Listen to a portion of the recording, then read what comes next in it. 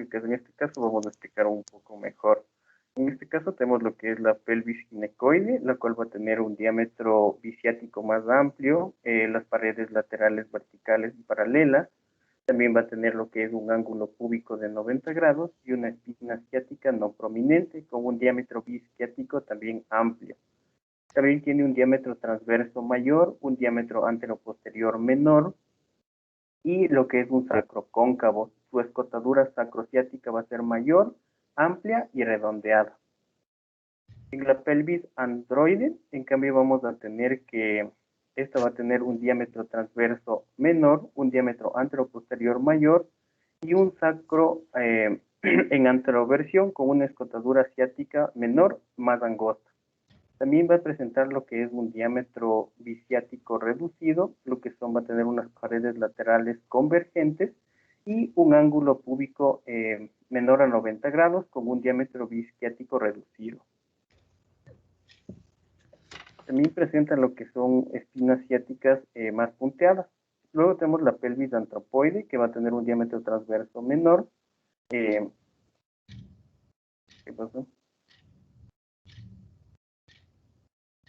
Un poquito. Ahí. Bueno, esto también va a tener lo que es un sacro largo y estrecho. Va a tener lo que son una escotadura ciática mayor y amplia. Dale clic, por favor. Va a tener que es un diámetro bisquiático reducido, sus paredes laterales van a ser paralelas y cóncavas, va a poseer lo que es un ángulo púbico estrecho y un diámetro bisquiático corto con espinas ciáticas no prominentes. En la pelvis platipeloide, esta va a ser menos frecuente, tiene un diámetro transverso mayor, va a tener lo que es un diámetro anteroposterior menor, de igual manera tiene un sacro plano y recto, su escotadura sacrociática va a ser menor y estrecha. Va a tener un diámetro bisiático amplio y paredes laterales verticales. Su ángulo púbico va a ser mayor a 90 grados y el diámetro bisquiático va a ser amplio, mientras que las espinas ciáticas no son prominentes. Sí, síguele, por favor. ¿Puedes solicitarme otra vez el control, Jorge? A ver si es que te lo puedo dar. Claro. Ahí tal vez.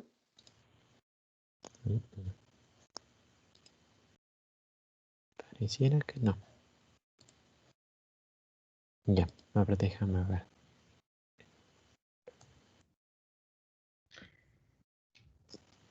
No, justo tu nombre no sale. ¿Por qué? No entiendo por qué. Dale, continúa nomás.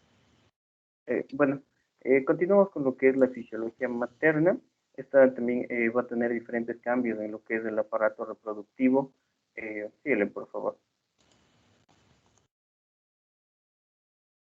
Todos estos cambios que se van a dar aquí en lo que es el embarazo, vamos a tener que van a ser cambios gestacionales que van a comenzar después del embarazo, valga la redundancia, y luego de él va a regresar casi por completo a lo que es su estado previo.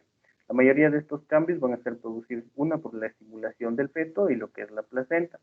Los principales cambios que se van a generar en el útero va a ser que el útero se va a hipertrofiar en las primeras 12 semanas por una estimulación netamente de estrógenos y luego de las 12 semanas el crecimiento neto de lo que es el útero va a estar ejercida por lo que son ya en sí los productos de la concepción.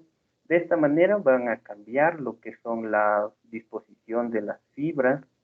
Esta disposición de las fibras van a cambiar en lo que es esta mujer gestante y vamos a tener que, como vamos a observar en los gráficos del lado derecho, el útero va a tener una capa externa que va a tener una forma de capucha que se va a arquear sobre lo que es el fondo y se va a extender hacia los diversos ligamentos. En este caso, lo que son en la figura de abajo, podemos ver que se extiende hacia lo que es el ligamento uterovárico, el ligamento redondo, el ligamento cervical y el ligamento uterosacro.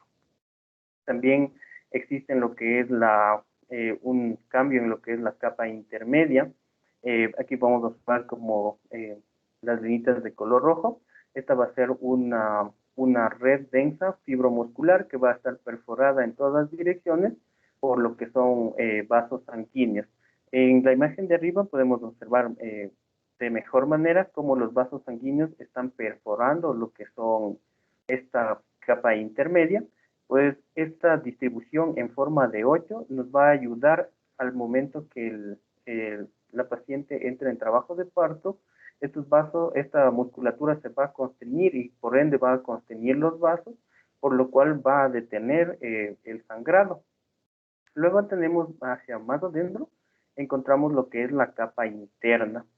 Esta capa interna va a ser, van a ser fibras parecidas a lo que son los esfínteres eh, y van a encontrarse lo que es alrededor de los orificios de las trompas de falopio, como se puede observar en el gráfico de abajo, que son de color rojo y van a tener una forma circular alrededor de lo que es la trompa de falopio y el orificio cervical interno. Pues también vamos a tener que al momento que el útero pasa, crece, a partir de lo que es ya las 12 semanas en sí, el útero va a cambiar de forma y va a dejar de ser netamente pélvico y ahora va a ser extrapélvico. Luego de esto, a las 20 semanas ya el útero igualmente sigue creciendo, va a encontrarse más o menos a la altura de lo que es el ombligo y ya a término, entre las 36 semanas o más, este va a bordear ya lo que es la apófisis hipoide. También va a existir lo que es unas contracciones denominadas las contracciones de Braxton-Hicks. Estas contracciones van a ser infrecuentes y esporádicas y van a tener lo que es una intensidad que va a variar entre 5 y 25 milímetros de mercurio. Pues bien, estas contracciones de Braxton y Hill van a ser lo que son infrecuentes, pero al momento que va pasando el tiempo del embarazo, estas van a ser contracciones un poco más frecuentes y ya no tan esporádicas, que van a tener una frecuencia de contracción de 10 a 20 minutos con un cierto grado de ritmicidad, lo que va a parecer que la mujer está entrando en el trabajo de parto, pero no es así. Entonces a estas contracciones de Braxton y Hicks también se las conoce como contracciones de falso trabajo de parto. Sí, por favor. Bueno, en el flujo sanguíneo útero-placentario, pues vamos a tener que este flujo va a estar netamente dirigido por lo que es lo que es la arteria uterina de la madre, en la cual va a perforar lo que es lo que es la decidua. Estas, al momento que perfora la decidua, estas arterias uterinas van a transformarse en lo que es arterias espirales. Estas arterias espirales van a ingresar a lo que es ya el espacio intervelloso o conocido como el espacio intervelloso, donde se encuentran las vellosidades coriónicas. Aquí en este espacio va a desarrollarse lo que es netamente ya el cambio o el intercambio de oxígeno, nutrientes de la madre y el feto. Aquí en este espacio ya lo que son las diferentes arterias, estas van a estar constituidas por lo que son las arterias coriónicas y lo que es las venas coriónicas, formando lo que es un sistema arteriocapilar venoso en el cual aquí va a existir la difusión rápida de lo que es nutrientes y oxígeno, las cuales van a ser captadas por lo que son eh, las venas coriónicas y estas van a dirigirse hacia lo que es el feto. Al encontrarse ya casi al iniciar lo que es el cordón umbilical, va a formar lo que son estas venas coriónicas, van a formar lo que es la vena umbilical, llevando lo que es la sangre oxigenada y lo que es los nutrientes. Y de la misma manera, desde el feto hacia lo que es la madre, se van a formar lo que son las arterias umbilicales. Estas arterias umbilicales igual se van a ramificar formando lo que son las arterias coriónicas, las cuales se van a encontrar en forma de ovillo ya en lo que son en el espacio intervelloso, y aquí se va a generar lo que es igualmente la difusión del CO2 y los productos de desecho del feto que van a pasar hacia la circulación materna hacia la circulación materna. Sí, por favor. Eh, También va a existir diferentes cambios en lo que es el cuello uterino. Por ejemplo, al mes de lo que ya se produce lo que es la concepción, va a formar lo que es el tapón cervical, eh, porque va a existir un aumento en lo que es la producción de lo que son de la secreción de lo que es el cervix, formando lo que es este tapón, en el cual va a tener, este tapón va a ser rico en lo que es una inmunoglobulinas y citocinas, las cuales van a funcionar como una barrera inmunológica, protegiendo a lo que es el contenido del útero de las infecciones. Pues bien, este tapón uterino se va a desprender poco antes o al momento que se va a iniciar el trabajo de parto. Entonces este tapón va a ser expulsado y al momento de que genera esta expulsión, se va a generar lo que es un sangrado. Este sangrado va a ser percibido por la madre y la madre tal vez, si es primigesta, se va a asustar. Y si no lo es un fenómeno fisiológico normal en el cual el cuello uterino, gracias a lo que es lo que es la progesterona y otros tipos de hormonas, van a generar que este tapón se, se vuelva más blando y se desprenda. Y de esta manera ya entra en lo que es la madre en trabajo de parto y el feto empieza en lo que es a, a fijarse y a encajarse en lo que es el canal de parto. Sí, por favor. En los ovarios, después del embarazo, lo que va a producirse es un cese de lo que es la ovulación y va a suspenderse lo que es la maduración de lo que son nuevos folículos, y también se va a formar ya después del embarazo, se va a formar lo que es el cuerpo lúteo. Este cuerpo lúteo solo se va a encontrar presente más o menos hasta las 6 séptimas semanas del embarazo y va a ser el encargado de la producción de progesterona. Luego de estas séptimas semanas, lo que es el cuerpo lúteo ya no va a tener lo que es una función netamente de la producción de progesterona, es decir, como que involuciona. A pesar de eso, también lo que es el cuerpo lúteo va a tener la facilidad o va a secretar lo que es relaxina, que va a ser una hormona proteica que igualmente se va a estar producida por lo que es el cuerpo lúteo, la decidua y la placenta.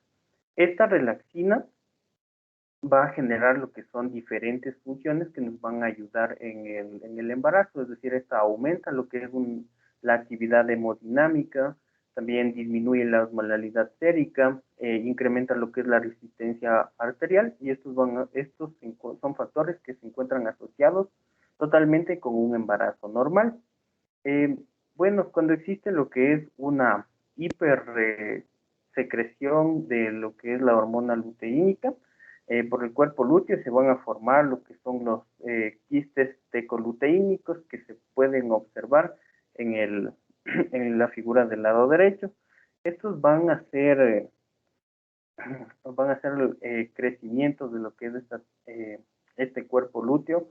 Este crecimiento va a ser muy marcado y va a afectar principalmente bilateralmente a lo que son las dos trompas de falopio.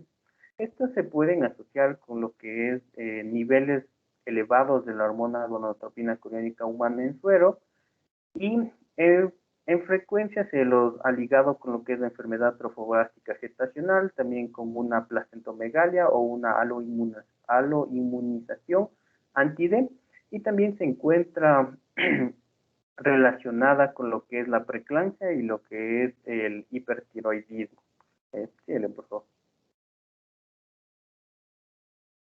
Eh, Luego tenemos que también van a existir cambios en lo que es la vagina y el periné.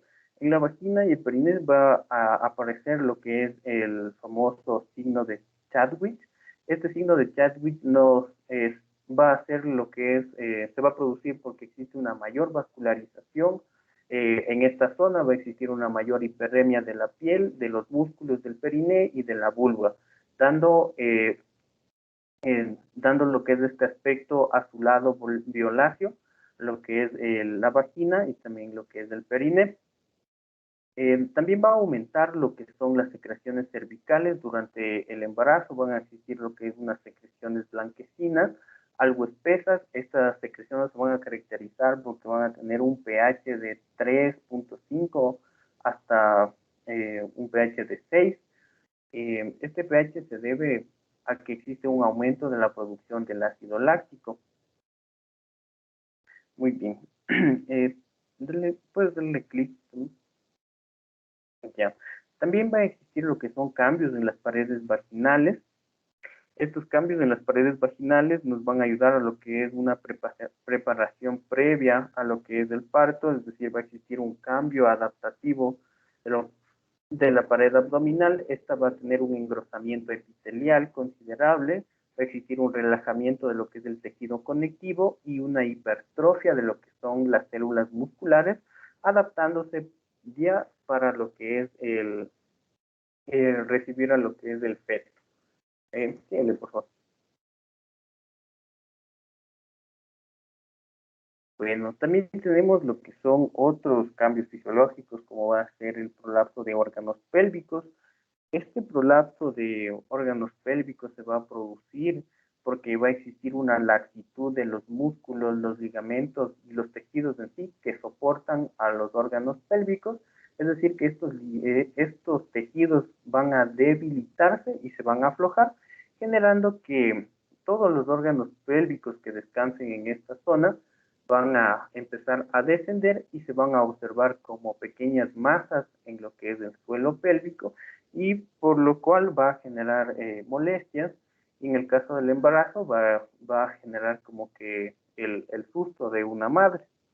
Pues este prolapso de los órganos pélvicos se encuentra asociado con lo que es el parto, obesidad, también con el envejecimiento, cirugías pélvicas previas, un, un esfuerzo crónico y también factores que no van a ser tan distintivos como son, también pueden encontrarse en las malformaciones congénitas. Los diferentes tipos de prolapso de órganos pélvicos que vamos a encontrar van a ser el cistocele y el rectocele, como se puede observar acá arriba. Este cistocele va a producirse porque existe un prolapso en sí de lo que es la pared vaginal anterior y va a involucrar principalmente órganos como la vejiga y la uretra. El rectocele, este va a producirse por lo que es un debilitamiento de lo que es la pared vaginal posterior, en la cual el recto va a empezar a descender. También encontramos el enterocele. Este enterocele se va a producir por el prolapso de la pared vaginal posterior y va a involucrar en sí el intestino delgado y el peritoneo. Esta es la diferencia de lo que es el enterocele y el rectocele. Y por último, ya existe un prolapso que va a ser más complicado, como es el prolapso de prolapso útero-vaginal, en el cual va a existir un debilitamiento de las paredes vaginales, tanto anterior y posterior, en la cual va a existir un descenso de lo que es ya el útero en sí, y se va a poder observar la cabeza, como el cuello del útero saliendo por la vagina. Entonces, este va a ser el prolapso más complicado en estas situaciones. Eh, ¿Cómo podemos tratar estos diferentes prolapsos de órganos pélvicos? Se puede utilizar lo que es los ejercicios de Kegel. Estos nos van a ayudar en lo que es un prolapsos que no son tan complicados, eh, mientras que ya en prolapsos que son mucho más complicados se opta más por la cirugía. También se puede utilizar lo que son los pesarios. Estos se van a introducir por lo que es la vagina y van a ser como que objetos que ayuden a soportar este órgano que está descendiendo por el debilitamiento de estas diferentes estructuras. Sí, por favor.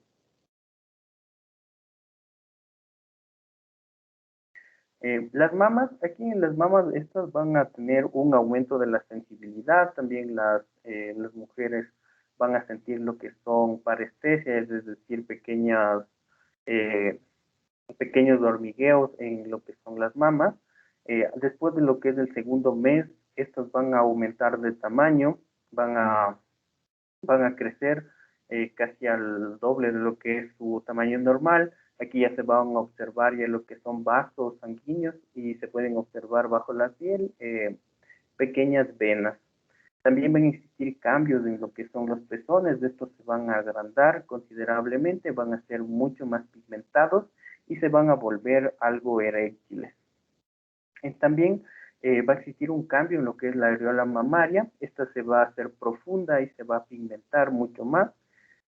Y en lo que es la aureola mamaria se van a encontrar dispersas unas pequeñas glándulas denominadas glándulas de Montgomery. Estas van a ser glándulas sebáceas hipertróficas que se van a encargar netamente de lo que es la lubricación del pezón al momento que se genere lo que es ya la lactancia del bebé. Por favor.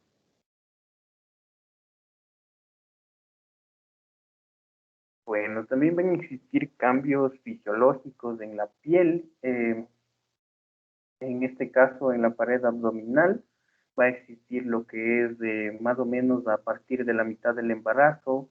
Esta piel va a cambiar, es decir, que como el feto ya empieza a crecer, ya empieza a ser notorio, las paredes de la piel, los músculos van a estirarse. De esta manera se van a formar lo que son pequeñas vetas rojizas denominadas estrías grávidas. Estas se van a presentar en lo que es el abdomen, en mamas y también pueden ser visibles en lo que son los muslos. También va a existir lo que es una hiperpigmentación de la piel. Esta hiperpigmentación se va a desarrollar en más del 90% de las mujeres y usualmente se va a acentuar en lo que son mujeres de tez oscura y por lo general va a existir una hiperpigmentación de la línea alba, la cual esta línea alba va a adquirir lo que es una pigmentación marrón negra y se va a tornar de color negra. En ocasiones también van a formarse lo que son manchas pardas irregulares de diferentes tamaños en diferentes partes del cuerpo, especialmente en lo que es la cara y el cuello, y estas se van a formar, van a ser conocidas como los famosos cloasmas o el melasma gravídico. También van a existir diferentes cambios vasculares, dicho que la, la piel empieza a estirarse por el crecimiento del feto, van a formarse lo que son los angiomas. Estos angiomas van a ser conocidas como vulgarmente arañitas y estas van a ser, son diminutas pápulas rojizas que se encuentran en la piel con radiculaciones que van a extenderse desde lo que es el centro de la lesión. Van a ser comunes en lo que es la cara, el cuello, en la parte superior del pecho y en algunos casos lo que es los brazos. También van a existir cambios en lo que es el cabello. Aquí va a existir lo que es un efluvio telógeno. Para explicar esto debemos de recordar el primero cómo existe lo que es el crecimiento normal del cabello, que va a existir uno, el crecimiento que va a conocerse como fase anágena, una como una fase catágena, la cual va a ser la apoptosis del cabello, y en el periodo de reposo que va a conocerse como la fase telógena. Entonces, en el embarazo, la fase anágena, el periodo de crecimiento, va a ser más largo y en cambio la tasa de la fase telógena va a disminuir en el parto. Por eso es que después del parto va a existir una excesiva pérdida de cabello, lo cual se va a conocer como el efluvio telógeno. Sí, no, por favor. Bien, los cambios metabólicos que se van a generar en sí en el embarazo. Aquí estos cambios metabólicos se van a producir porque el feto necesita una mayor demanda porque está creciendo rápidamente y también necesita suministrar diferentes nutrientes a lo que es el feto, la placenta, y de esta manera van a existir diferentes cambios metabólicos. Y para que existan todas estas demandas metabólicas va a existir lo que es, uno, en el embarazo, va a aumentar lo que es el gasto de energía, en la cual es necesario más o menos 77.000 kilocalorías. Bueno, eso es como una reseña de los cambios metabólicos. En sí vamos a tener un cambio metabólico que va a especificarse como la ganancia de peso. A término, al final del embarazo, la mujer va a ganar lo que es 12.5 kilogramos.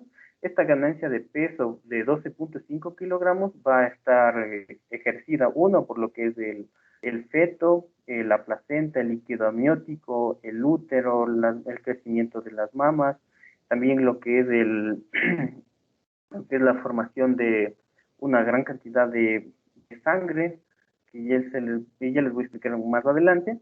También las famosas reservas maternas que se van a guardar en lo que es la mujer. Estos diferentes cambios van a ayudar a que exista un aumento en el peso de lo que es la mujer a término. De esta manera se gana lo que es 12.500 gramos o también 12.5 kilogramos a término. También va a existir cambios, lo que son metabólicos en el agua. Aquí ya cuando existe un metabolismo del agua en el embarazo, principalmente en lo que es las embarazadas van a tener un aumento en la retención de agua. Esto va a ser normal y se va a producir por lo que es una disminución de la osmolalidad plasmática, más o menos en unos 10 miliosmoles por kilogramo. De esta manera, lo que es la madre necesita ingerir una mayor cantidad de agua y esta cantidad de agua va a estar delimitada por lo que es diferentes cambios ambientales. Si la madre, por ejemplo, vive en lo que es un lugar más cálido, por lo general va a generar el calor, genera lo que es la sudoración y de esta manera pierde agua la mujer embarazada y por eso que necesita una mayor cantidad de agua que sea administrada. Toda esta agua que se va a ingerir por parte de lo que es la madre se va a utilizar para formar lo que es el líquido amniótico y diferentes estructuras que también van a ser sensibles a lo que es una disminución de agua, si a una disminución de agua. Muy bien. De esta manera, lo que es el estado hídrico de la madre va a ser fundamental y en el embarazo va a estar regulado primordialmente por lo que es un aumento de lo que es la producción de vasopresina.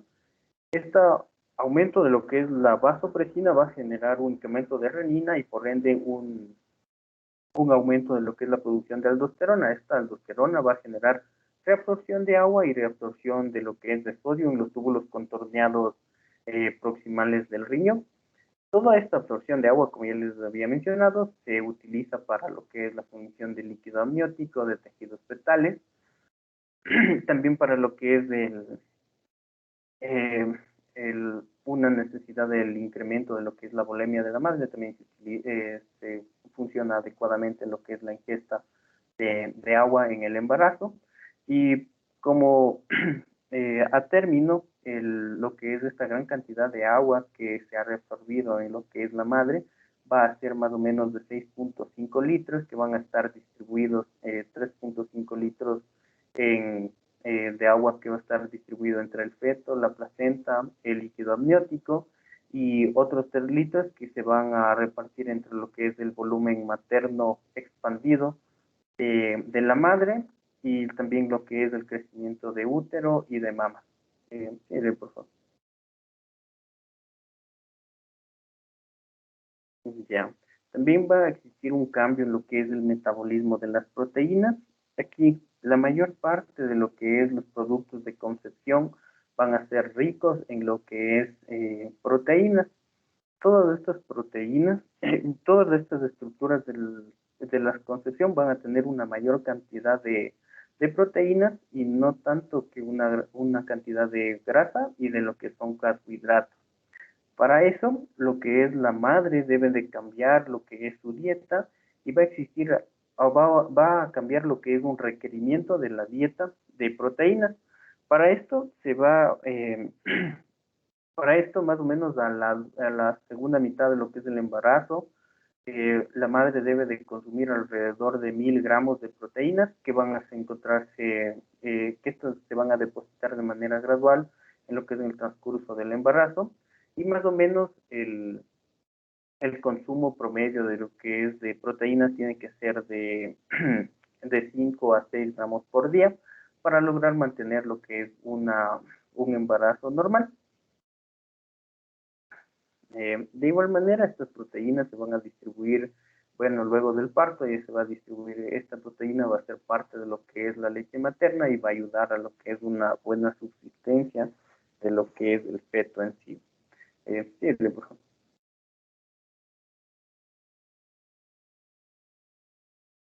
Ya, el metabolismo también va, en el embarazo va a existir un cambio en lo que es el metabolismo de los carbohidratos, ya que la mujer embarazada va a tener lo que es una hipoglucemia leve en ayunas, también va a tener una hiperglucemia postprandial y también va a sufrir de lo que es un hiperinsulinismo. Esto se puede observar en lo que es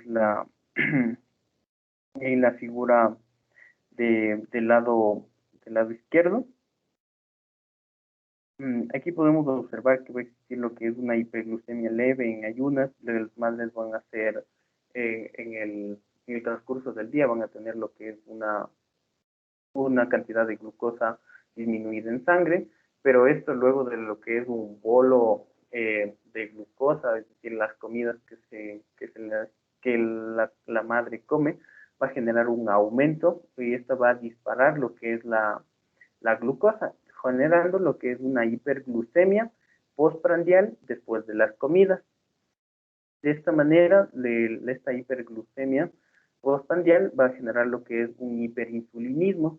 Este hiperinsulinismo se va a generar porque existe una mayor cantidad de glucosa en sangre, generando un aumento de lo que es la insulina, la cual va a ascender en lo que es en las primeras horas de la mañana y también va a descender en lo que es hacia la tarde.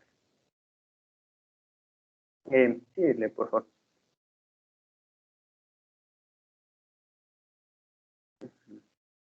Bueno, con el metabolismo de las grasas, en el, ya en sí, en el embarazo va a existir un aumento en las concentraciones de lípidos, proteínas, apolipoproteínas en el plasma, lo cual va a generar un aumento de lo que es la grasa materna. Este, este aumento en lo que es el metabolismo de las grasas, de esta acumulación y concentración de lípidos, se va a deber a lo que es el aumento en lo que es la resistencia de la insulina. También se va a producir por una estimulación de estrógenos durante el embarazo y estas van a ser las responsables de generar lo que es una hiperlipemia materna en lo que es las mujeres grávidas.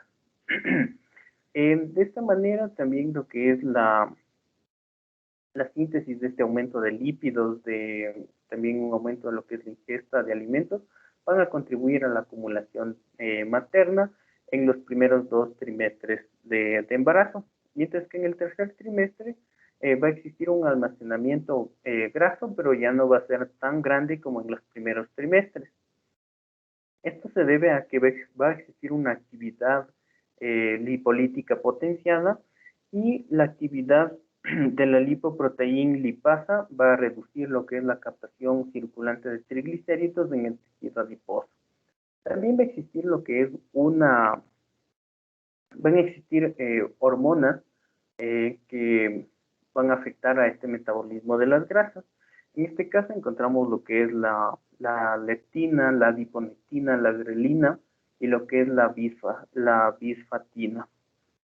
La leptina va a ser una hormona que se va a encontrar secretada por lo que es el tejido adiposo y su papel principal en el embarazo va a ser una regulación del gasto energético de las grasas y también va a tener un papel en lo que es la reproducción. La leptina en la reproducción va a ayudar a una a una mejor implantación, a la proliferación celular y también a lo que es la angiogénesis. Mientras que lo que es la adipodectina, esta va a ser un péptido que se va igual a encontrar producido por lo que es la grasa materna y va a actuar como un sensibilizador de insulina. La grelina, este es un péptido que se encuentra secretado en el estómago y este se encuentra secretado en respuesta al hambre y va a cooperar con lo que son diferentes factores neuroendocrinos como la leptina para generar una modulación de lo que es la homeostasis energética en la madre. Mientras que la bisfatina se va a producir en los tejidos, de igual manera en los tejidos adiposos, y los niveles elevados de fisfatina y la leptina van a alterar lo que es la contractilidad uterina. Por eso, de esta manera, un aumento de lo que es bisfatina va a estar asociado con lo que es partos disfuncionales en madres obesas. Síguele, por favor. Bueno, en el embarazo también van a existir cambios en lo que es el cambio electrolítico y en el metabolismo mineral. Durante todo lo que es el transcurso del embarazo, el embarazo normal va a retener lo que es casi 1000 equivalentes de sodio, 300 equivalentes de potasio. Esta retención de lo que son electrolitos se debe a que existe una mejor tasa de reabsorción tubular. También van a existir lo que es el cambio de de los electrolitos como es el calcio. En este caso, el calcio va a disminuir. Este calcio va a disminuir ya que el feto va a tener mayores necesidades de calcio y de esta manera el calcio de la madre va a ser absorbido por lo que es el feto para formar ya en sí lo que son los huesos. De esta manera se necesita ya suministrar lo que es calcio a lo que es la dieta principal de lo que es la madre para tener un adecuado nivel de calcio para que ayude a formar lo que son las estructuras óseas del feto. También va a existir lo que es un cambio en lo que es va a existir un requerimiento mayor de yodo. Este requerimiento mayor de yodo se va a deber a que existe una mayor producción de tiroxina, la cual va a tener que pasar de lo que es de la madre hacia lo que es del feto para tener un mejor funcionamiento, para mantener lo que es un adecuado funcionamiento, para mantener lo que es el feto adecuadamente, ya que el feto no produce lo que es tiroxina en el periodo de embarazo. Esta producción también va a aumentar debido a que la hormona tiroides fetal eh, necesita mayores requerimientos de lo que son de yodo materno para que el feto y la placenta funcionen adecuadamente. Sí, los cambios hematológicos que se producen en lo que es una mujer embarazada van a ser, generalmente se va a producir una hipervolemia. Esta hipervolemia eh, va a empezar entre los primeros trimestres, en el primer trimestre de lo que es el embarazo, para luego de lo que son ya las 12 semanas menstruales, el volumen plasmático se va a expandir en aproximadamente un 15%. Eh, Luego, como podemos observar en el gráfico, ha existido lo que es una expansión del volumen plasmático en el primer trimestre. Ya en lo que es el segundo trimestre, este aumenta de una manera, hacia un ritmo un poco más lento, pero sigue aumentando. Pero ya durante lo que es el tercer trimestre, pasado lo que son las 28 semanas, este va a aumentar un poco, pero va a alcanzar una ligera meseta. Y luego de lo que es ya el parto en sí, este va a ir disminuyendo gradualmente hasta llegar a un estado de homeostasis. Durante toda lo que es esta expansión de volumen de sangre, el aumento del volumen plasmático, también va a existir, gracias a lo que existe el volumen plasmático, va a generarse lo que es un aumento en el número de eritrocitos. Debido a que existe un aumento de plasma, van a cambiar lo que son las concentraciones de hemoglobina y hematocrito en lo que es una mujer embarazada. Entonces, debido a lo que es el aumento del volumen de sangre, el hematocrito y lo que es la hemoglobina van a disminuir levemente. Y de esta manera lo que son las concentraciones de hemoglobina a término que alcanza la mujer va a encontrarse en un promedio de 12.5 gramos de decilitro y más o menos en un porcentaje pequeño de un 5% de mujeres, este cambio de hemoglobina va a ser de 11 gramos por decilitro. Sí, por favor. Ya también va a existir un cambio en lo que es el metabolismo del hierro.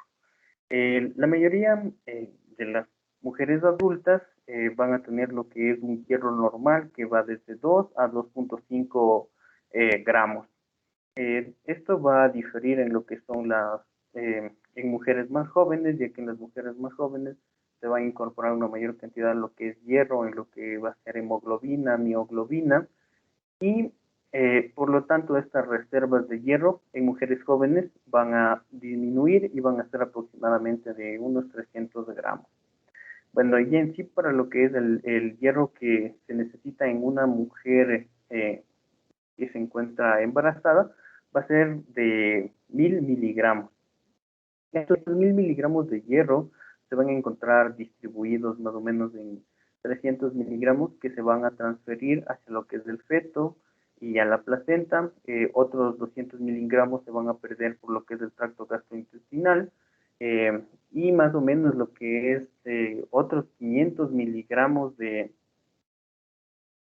hierro van a ser utilizados por lo que es el aumento de los eritrocitos. Entonces los eritrocitos van a captar una gran cantidad de hierro, porque va a existir un aumento de lo que es el aumento de lo que es los eritrocitos, por ende va a necesitar mayor cantidad de hierro. Pues bien, la mayor parte de lo que es el hierro que se usa durante la última mitad del embarazo, como se puede observar en el gráfico, va a aumentar este requerimiento. Y en la mitad del tercer trimestre del embarazo va a ser más o menos de 6 a 7 miligramos decilitros de hierro que va a necesitar una madre para tener un embarazo normal.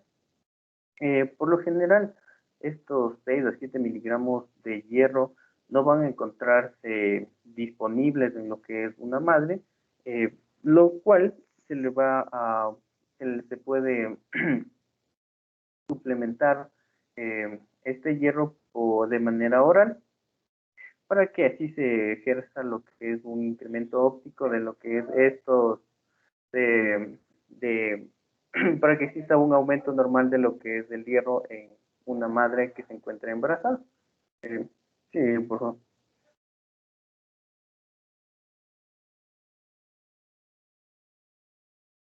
Ya. Ahora continuamos a lo que son otras funciones inmunológicas que se ven alteradas o modificadas en lo que es la madre. El primero de ellos es la tolerancia materno-fetal.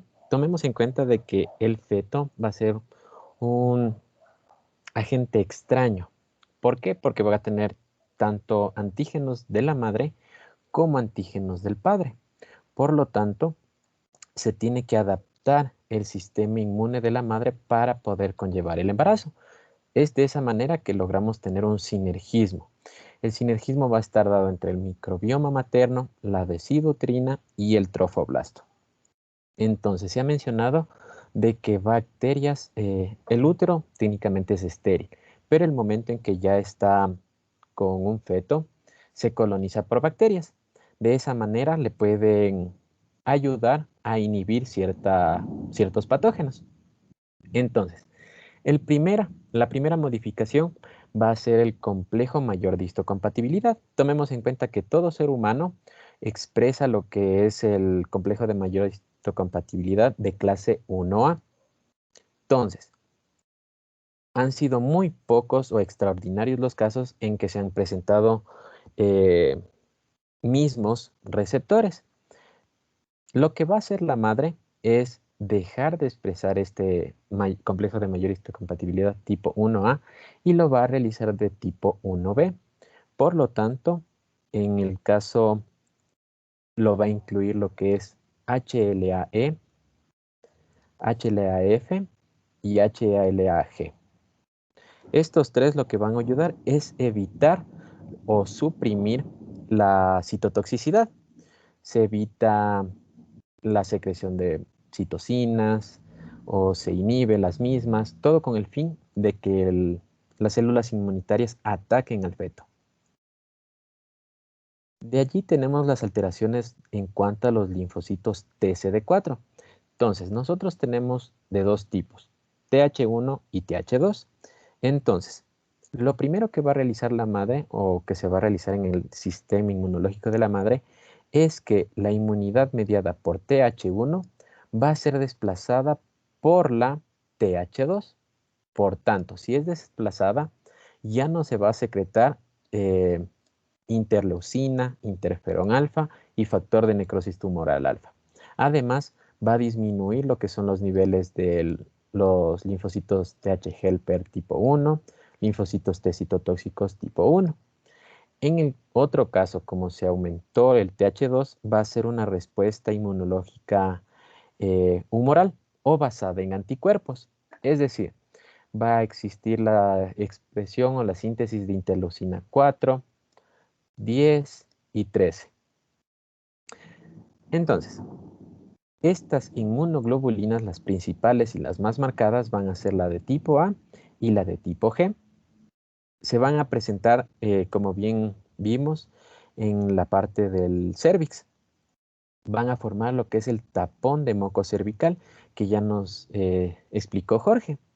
De esa manera, evitan o crean una barrera para aquella infección que asciende. Además, se ha mencionado la actividad de los linfocitos TH17. Estos TH17 lo que van a ayudar es también a servir como una inmunidad para las mucosas. Entonces van a generar respuestas en lo que son los receptores huérfanos, en los ROR. Y de esa manera secretan lo que son las interleucinas o las citocinas. Específicamente interleucina 17, es la más importante. Y así generan su respuesta inmune. Después tenemos a los leucocitos y a los linfocitos. Entonces, con respecto a estos, se menciona de que los conteos van a ser muchos más altos. Tenemos que se llegan a tener valores de 15.000 células por microlitro, pero al final, en el trabajo de parto, al final de la gestación, van a llegar a niveles de 25.000 células por microlitro. Entonces, bien sabemos de que hay diferentes tipos de células inmunitarias. Lo que más van a aumentar son las células T, los linfocitos T. Pero la relación que hay entre los linfocitos B y los T no cambia, va a ser la misma.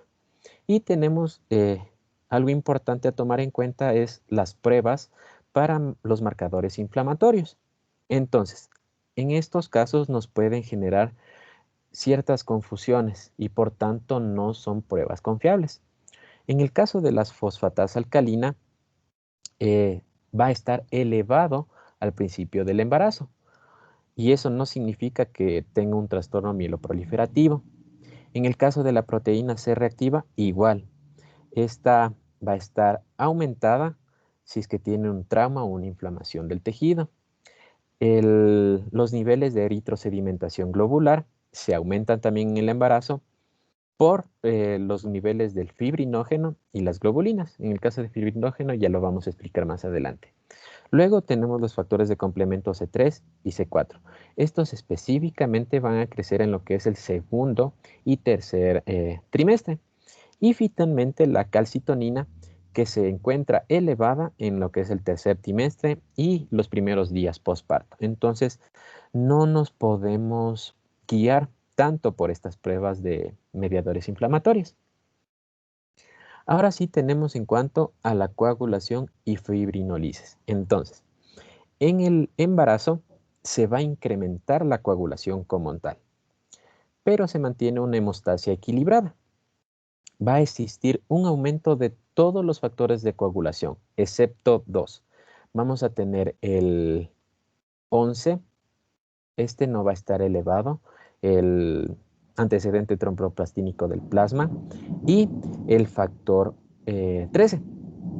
En el caso del factor 13, lo que se menciona que es el factor estabilizador de la fibrina. Estos son los únicos que no aumentan. Después tenemos de que las concentraciones de fibrinógeno van a aumentar casi al 50%. Es decir, estos son los valores normales de una persona normal. Y estos son los de una mujer embarazada,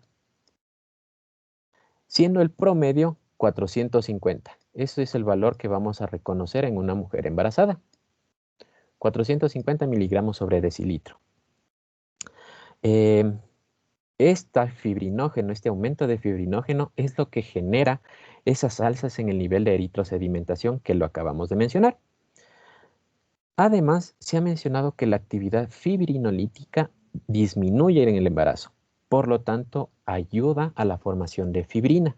¿Esto en qué nos beneficia? Justamente en el parto, porque de esa manera no va a perder tanta sangre nuestra paciente. Y finalmente tenemos las proteínas reguladoras. Estas proteínas reguladoras son justamente la proteína C, la proteína S y la antitrombina. ¿Sí?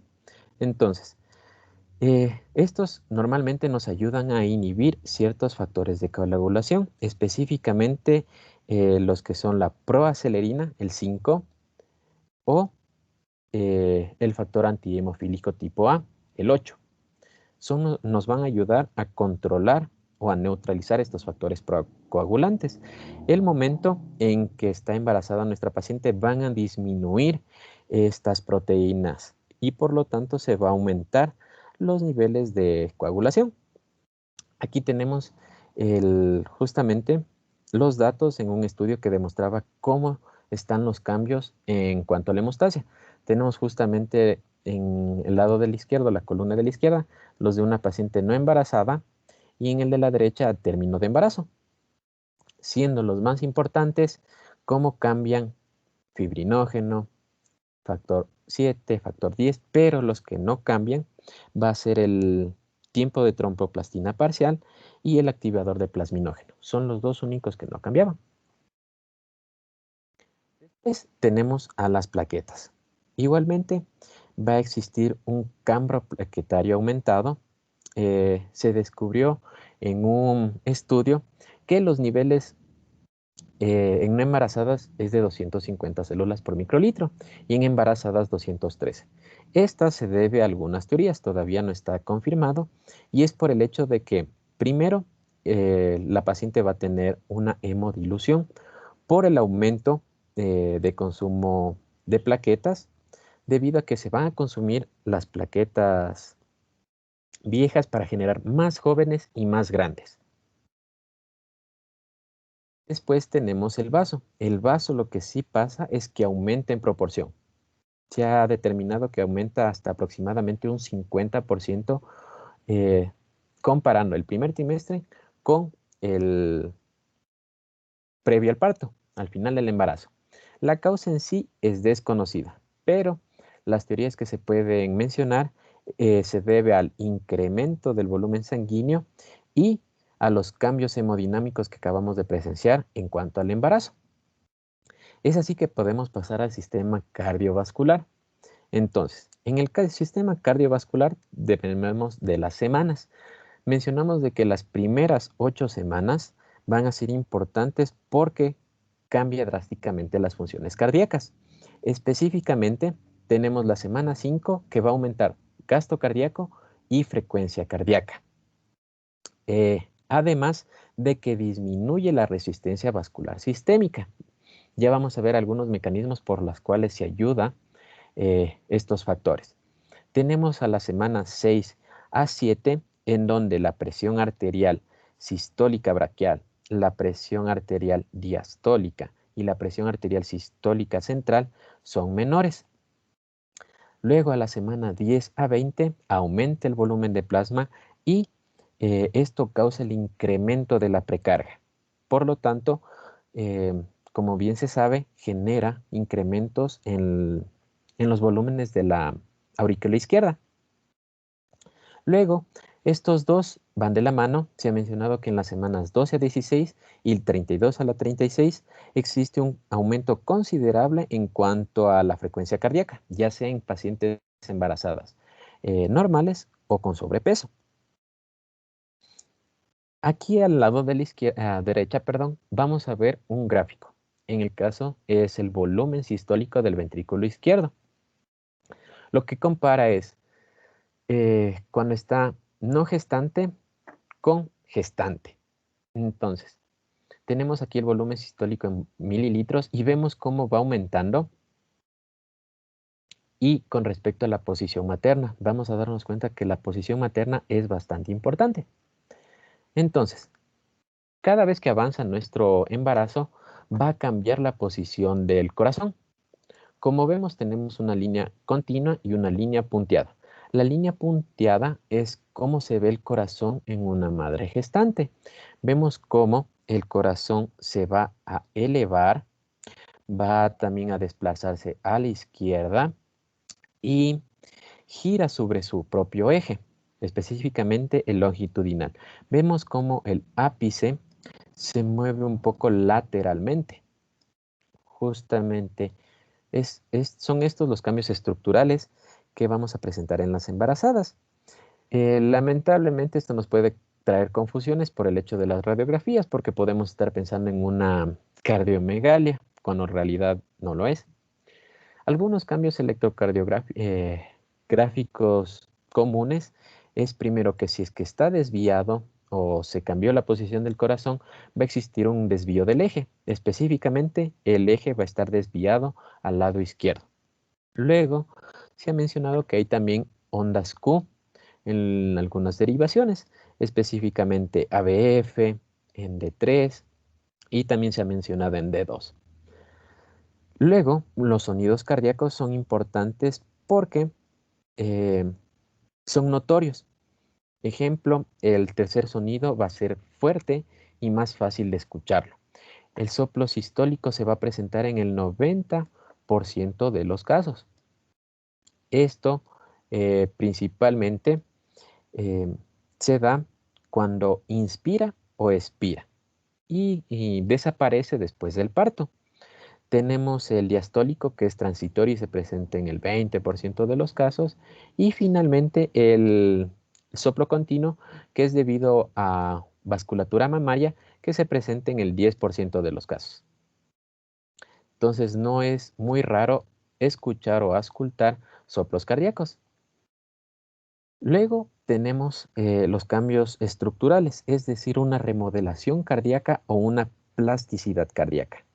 Entonces, aquí tenemos la masa ventricular izquierda específicamente. Tenemos pacientes con peso normal y pacientes con sobrepeso. ¿Y cómo cambian de posparto cuando no están embarazadas a cuando están embarazadas? Se ha mencionado de que aumentan las dimensiones cardíacas. Específicamente la masa ventricular podemos determinar que aumenta entre un 30 a 35%. Es normal. Normalmente este aumento va a ser a partir de las 26 a 30 semanas. Es lo más común. Eso se determinó con resonancias magnéticas. Pero después de los 3 meses del parto, va a resolverse y volver a parámetros normales. Luego tenemos la función ventricular. En el caso de la función ventricular es normal. Como vemos en el estudio de aquí, vemos la relación entre el índice del trabajo sistólico del ventrículo izquierdo y la presión capilar pulmonar. Entonces, como bien sabemos, cada uno tiene sus valores normales.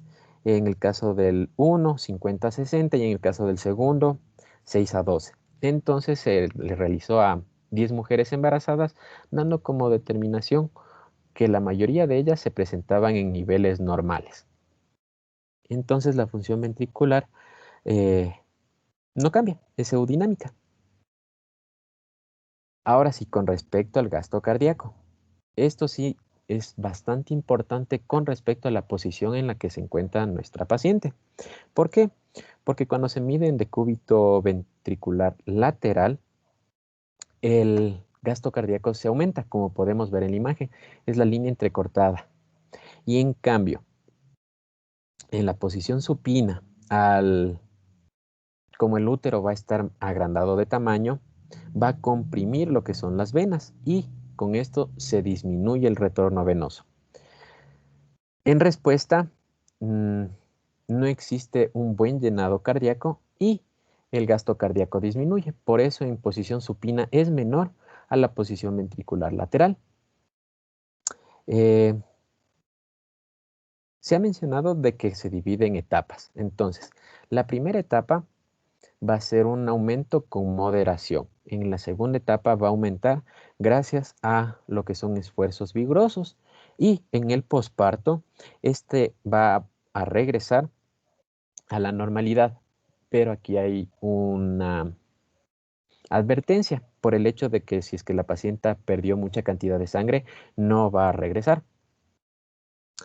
En el caso de embarazos múltiples se ha analizado a través de ecocardiografía transtorácica. Entonces, este resultado es en el primer trimestre con gemelos, en donde el gasto cardíaco es 5,50 litros por minuto. Esto es en el segundo trimestre, 6,31 litros, y en el tercero. Entonces vemos cómo va aumentando con respecto al tiempo y cómo del segundo al tercero se mantiene.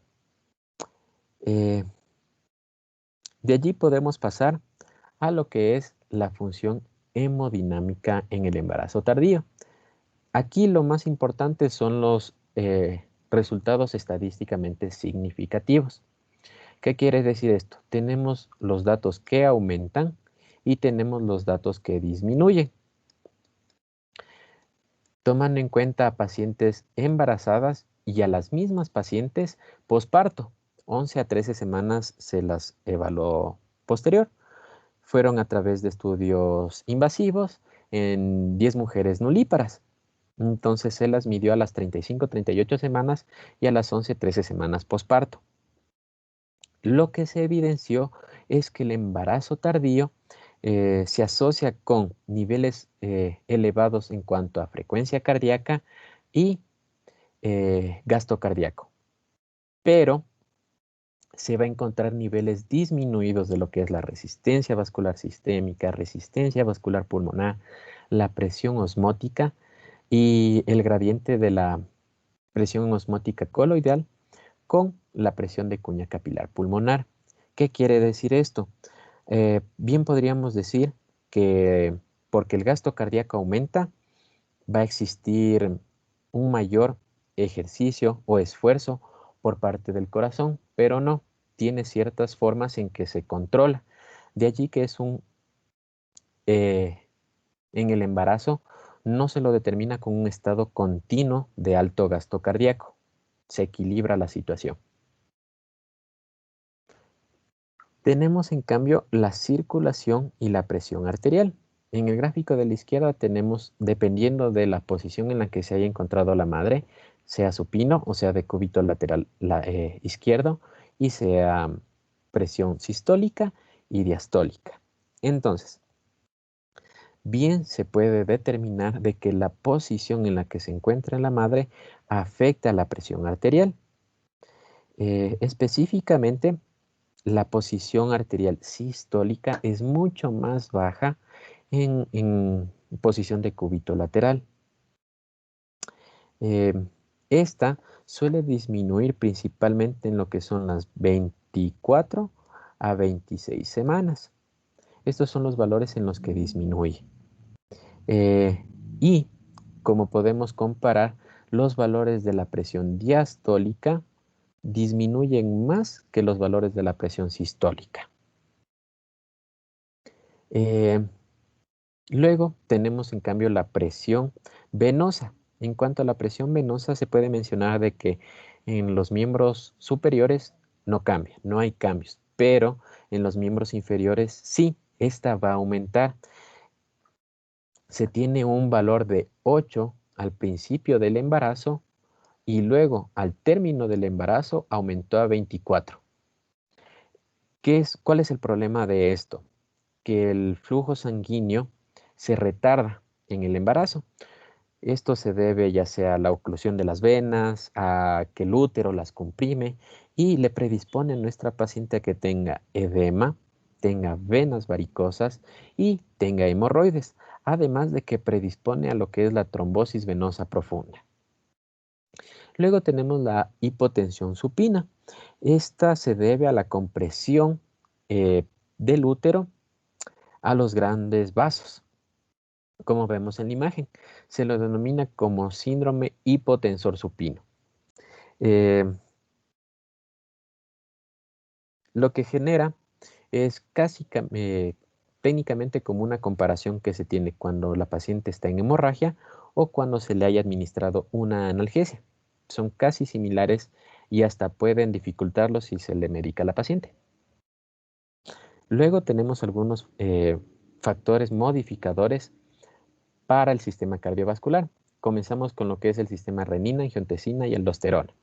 Entonces, como bien sabemos, este sistema está involucrado en la presión arterial. Va a controlarla a través del equilibrio agua y sodio. Entonces, todos estos elementos van a estar elevados en el embarazo. La renina, específicamente que se produce en el riñón, va a estar aumentada porque ahora también va a estar producida por lo que es la placenta. Después vamos a tener el sustrato de renina, que es el angiotensinógeno, que se va a producir en mayor cantidad en el hígado materno y en el hígado fetal. Por lo tanto, el sistema va a funcionar.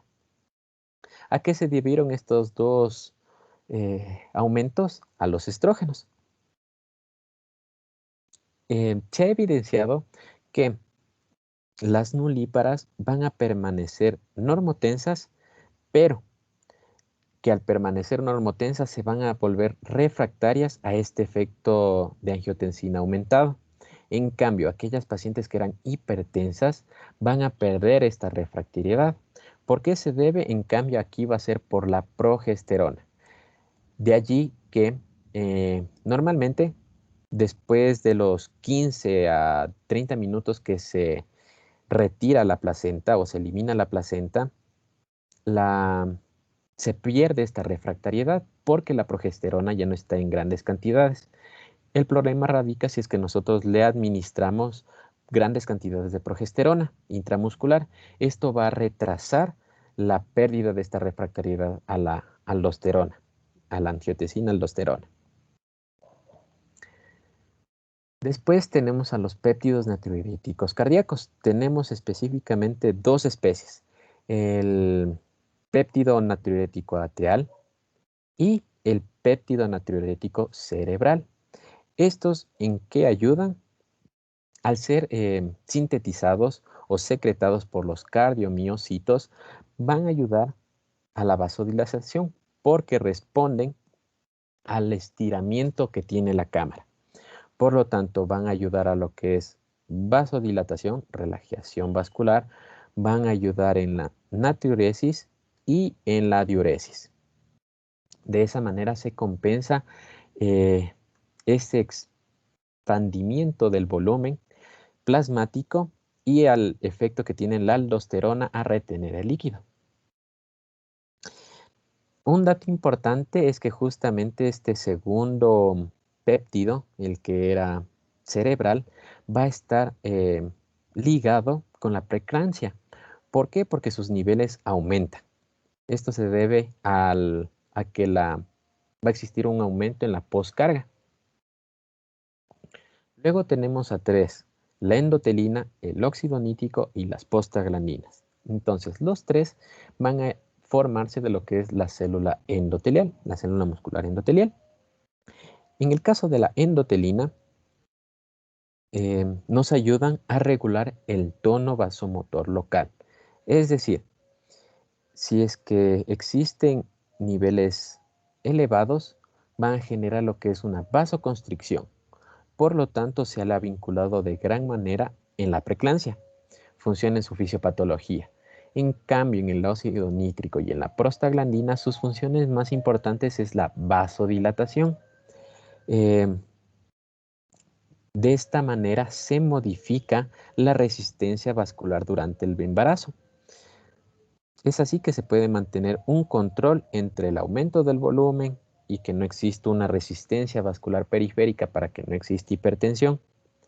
De esa manera se regula la presión arterial, el cambio hemodinámico que tiene nuestra paciente durante el embarazo. No olvidemos que todos estos van a tener importancia en la fisiopatología de preeclampsia.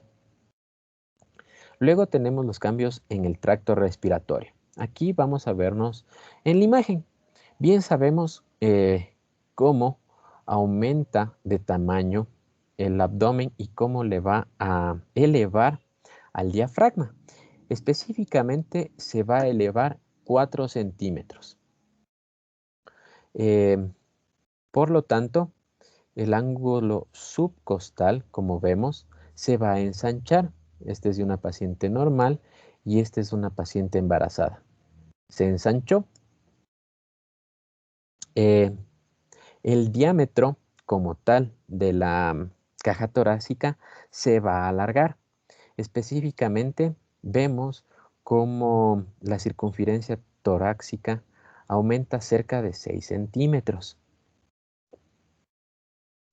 Estos son los cambios más notorios para compensar lo que es la capacidad pulmonar total que vamos a ver a continuación. Recordemos la función pulmonar. Tenemos los volúmenes inspiratorios, el volumen pulmonar total. Entonces, en el lado izquierdo tenemos la no embarazada y en el lado derecho tenemos la paciente embarazada.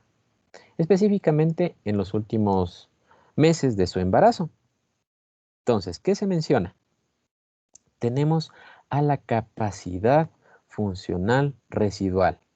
Esta va a disminuir aproximadamente en un 20 a 30%. Igualmente, quienes forman parte de esta capacidad son el volumen de reserva expiratoria y el volumen residual, los cuales disminuyen progresivamente durante el embarazo porque se elevó el diafragma. Pero tenemos en cambio un aumento, específicamente en la capacidad inspiratoria. Esta capacidad inspiratoria va a aumentar entre un 5 a 10%.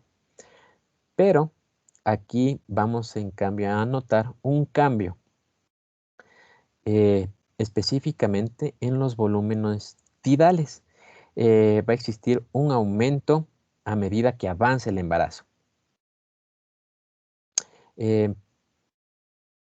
Lo que nos va a generar estos cambios, ya vamos a revisar, es que se baja el volumen de reserva expiratoria y la alcalosis respiratoria va a estar presente.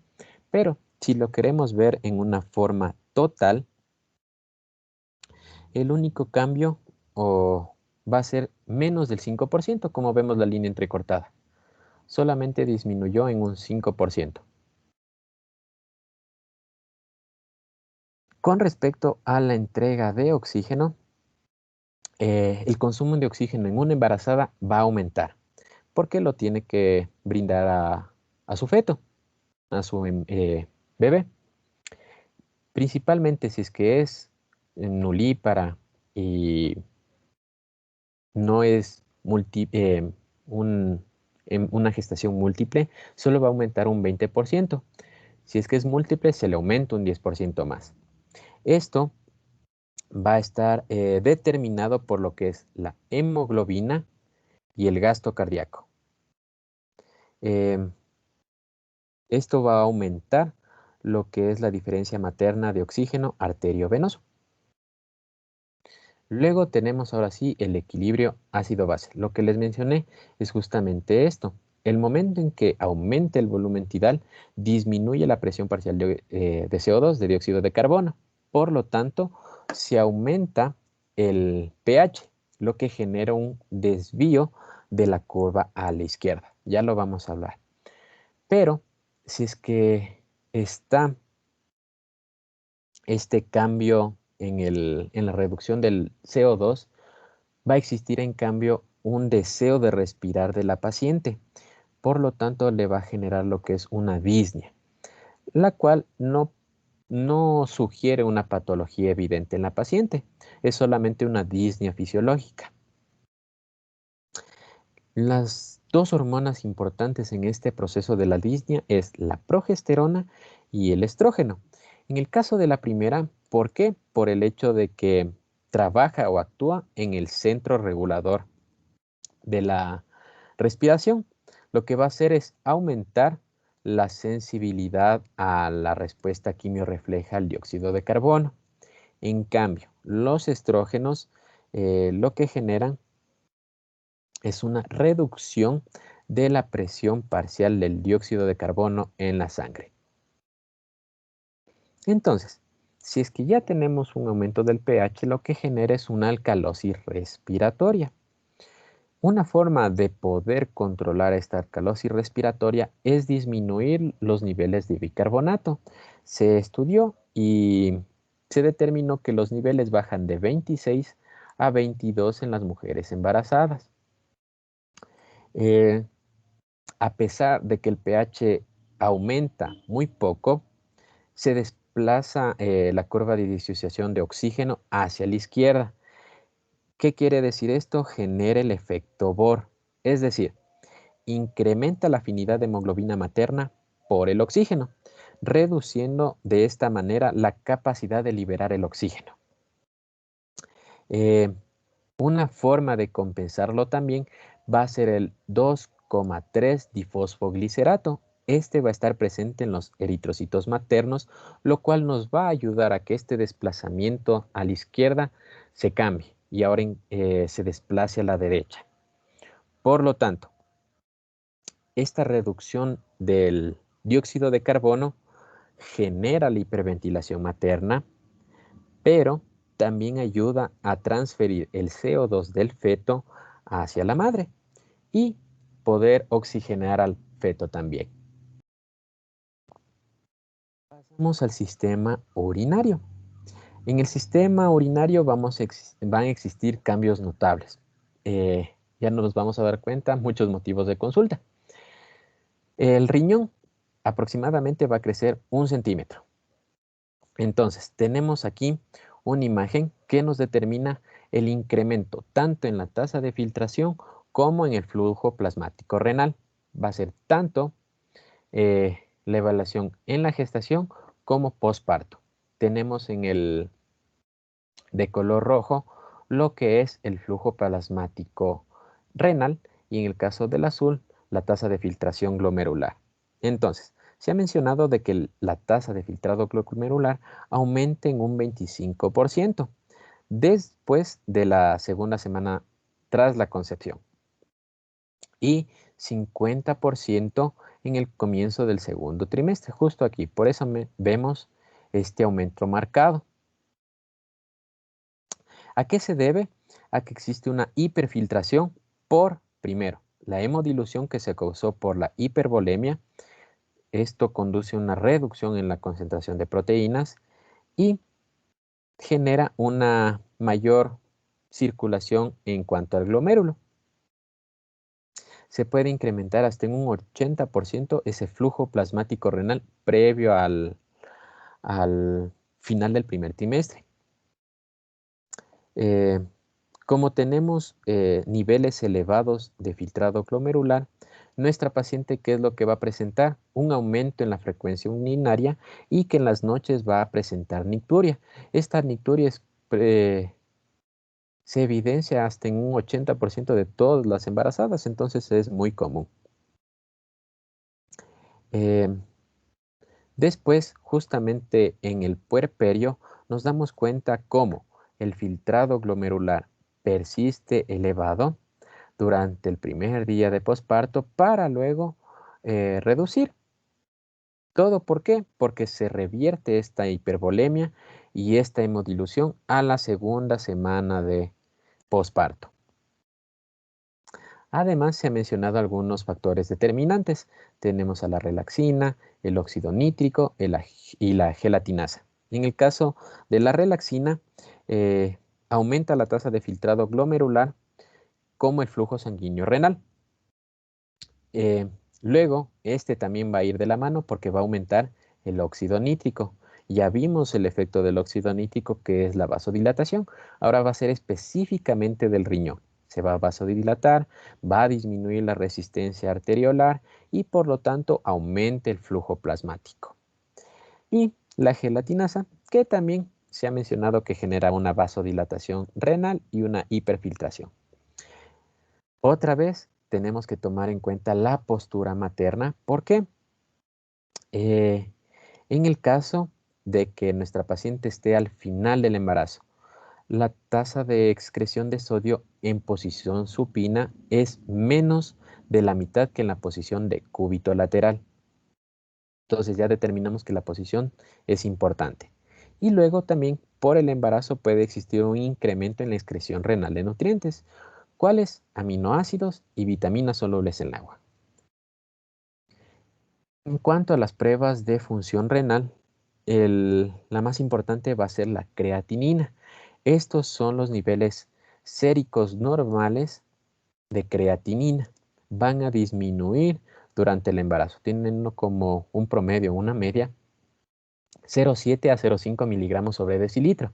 Estos valores de aquí de 0,9 miligramos sobre decilitro ya nos tienen que alertar y por lo tanto pensar en una enfermedad renal y evaluarle a la paciente. Se ha mencionado de que normalmente en una persona normal la eliminación de creatinina es de 100 a 115 mililitros por minuto, pero en el embarazo se aumenta un 30% más. Como bien sabemos, ya mencionamos lo de la nicturia. Aquí también está involucrada. ¿Por qué? Porque el agua se va a acumular durante el día. Se acumula como un edema y el momento en que nuestra paciente está recostada puede movilizar estos líquidos para la diuresis. Esta diuresis es la que le genera la nicturia. Luego tenemos los análisis de orina. Específicamente 3: glucosuria, hematuria y proteinuria. En el caso de la glucosuria, puede no ser anormal, pero eso no determina que busquemos diabetes mellitus. La glucosuria se puede deber al aumento de la tasa de filtrado glomerular y también a una alteración en la reabsorción tubular para la glucosa filtrada. Después tenemos a la hematuria. Esta hematuria es común principalmente después del trabajo de parto. ¿Por qué? Porque puede sugerir un trauma, tanto en vejiga como en uretra. Caso contrario, nos puede hacer pensar en una contaminación de la prueba, en una infección o en una enfermedad del tracto urinario, la cual debemos evaluar. Y tenemos la proteinuria. En mujeres no embarazadas, la tasa de excreción de proteína es 150 miligramos al día. Ahora, en cambio, en el caso de las mujeres embarazadas, es de al menos 300 miligramos al día. Vemos cómo es el aumento de casi el doble. Y esto se debe otra vez a la hiperfiltración y a la reducción de la reabsorción tubular. Entonces, vamos a presentar aquí en el lado de la izquierda un estudio que se llevó a cabo en 270 mujeres. Esto determina la media de excreción de las proteínas para los 3 trimestres. Entonces, el límite superior de confianza van a ser 260 miligramos al día, el límite superior. Y en cambio, se determinó que la excreción de albúmina va a ser de 5 a 30 miligramos al día. ¿Cómo podemos medir a estas proteínas? A través de 3 pruebas que bien conocemos, pero cada una de ellas tiene sus problemas. En el caso de la tira reactiva clásica cualitativa, es que no toma en cuenta la concentración renal o la dilución que tiene la orina. Entonces nos puede dar falsos resultados. Después, tenemos la recolección cuantitativa de 24 horas de las proteínas. Esta, en cambio, se va a estar afectada por lo que es la dilatación del tracto urinario. Y si queremos evitar esto y le vamos a realizar esta prueba, ¿cuál es el procedimiento? Primero, vamos a hidratar a la paciente y le vamos a dejar en decúbito lateral por lo menos 1 hora. Tras esa hora, la paciente va a orinar, vamos a recoger el espécimen y lo vamos a eliminar, lo vamos a descartar. Desde ese momento vamos a tomar en cuenta 24 horas para toda su recolección. Previa a la última hora de recolección, es decir, a las 23 horas, le vamos a generar el mismo proceso. Colocarle en decúbito lateral, que se hidrate por 1 hora y se recoge la muestra. Y esta muestra sí se junta a todo el volumen total recopilado. Y finalmente tenemos la relación albúmina-creatinina, proteína-creatinina. Esta es muy prometedora porque genera resultados rápidos, no existe tanto error. La única dificultad que existiría es la cantidad de proteína que hay por unidad de creatinina, porque esta no va a ser constante.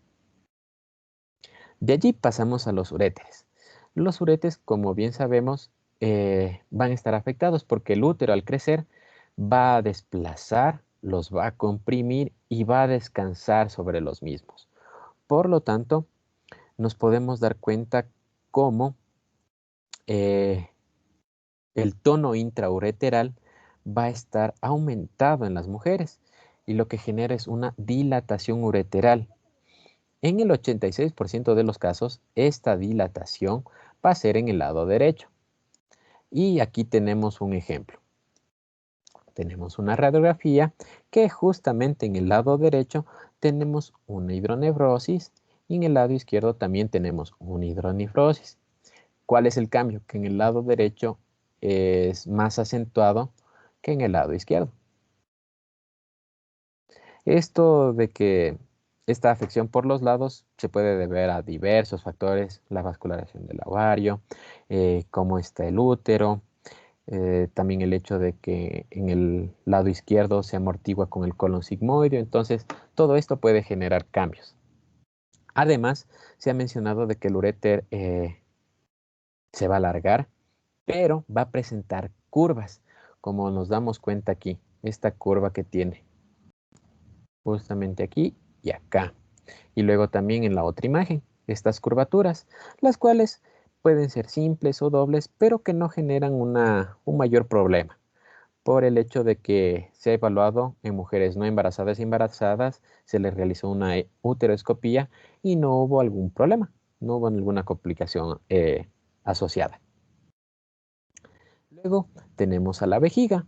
Bien sabemos cómo cambian las posiciones con respecto al embarazo y lo más importante es que previo a las 12 semanas no hay tanto cambio. Después de las 12 semanas ya comienza a generar cambios. ¿Por qué? Porque va a existir una hiperplasia del tejido conectivo, va a engrosarse el trígono, va a existir una tubertosidad de los vasos sanguíneos. Además de que genera aumentos en presiones. En el caso de la presión intraureteral va a aumentar y de esa manera se puede de cierta forma mantener la continencia. Pero el mayor inconveniente en una mujer es la incontinencia porque va a estar presente en el 50% de los embarazos. Luego, otro de los inconvenientes va a ser el edema causado por la hiperemia. Además de que esta presión que ejerce tanto el útero sobre la vejiga le puede causar que sea fácilmente traumatizada y susceptible a una infección. Entonces, todos estos son los inconvenientes que se generan con los cambios en la vejiga. De allí tenemos el tracto gastrointestinal. Lo más importante es que su ubicación se va a dirigir a la parte cefálica, como vemos en la imagen. ¿Qué es lo que va a presentar nuestra paciente? Son algunos síntomas. Entonces, un dato a tomar en cuenta es el hecho de los cambios anatómicos. Digamos que nuestra paciente tiene una apendicitis. La apendicitis ya no va a estar, la apéndice ya no va a estar ubicada en la fosa ilíaca, sino que puede llegar hasta al flanco derecho. Entonces, debemos tomar en cuenta eso. ¿Cuáles son los síntomas más importantes? La pirosis, la regurgitación y las hemorroides. En el caso de la pirosis, va a ser por el hecho de la posición que está alterada el estómago. Miren cómo se encuentra a cómo era normalmente. Entonces, lo que provoca es una disminución en el esfínter esofágico inferior. Por lo tanto, van a existir las regurgitaciones y además de que se afecta también por el peristaltismo esofágico. ¿Por qué? Porque la velocidad de onda es mucho más baja. Luego tenemos la regurgitación. Eh, este es más durante el trabajo de parto y debemos tomarlo en cuenta si nosotros le administramos analgésicos. ¿Por qué? Porque si le dimos una anestesia general, nos puede regurgitar o puede aspirar los contenidos gástricos. En el caso de la hemorroides, esto se debe al estreñimiento y a la presión elevada de las venas rectales. Nada más. Luego tenemos dos órganos importantes afectados, el hígado y la vesícula. En el caso del hígado, el tamaño no aumenta, se mantiene, pero el flujo sanguíneo venoso portal y arterial hepático sí incrementan. Además de que en pruebas hepáticas, pruebas de la función hepática, sí existen cambios.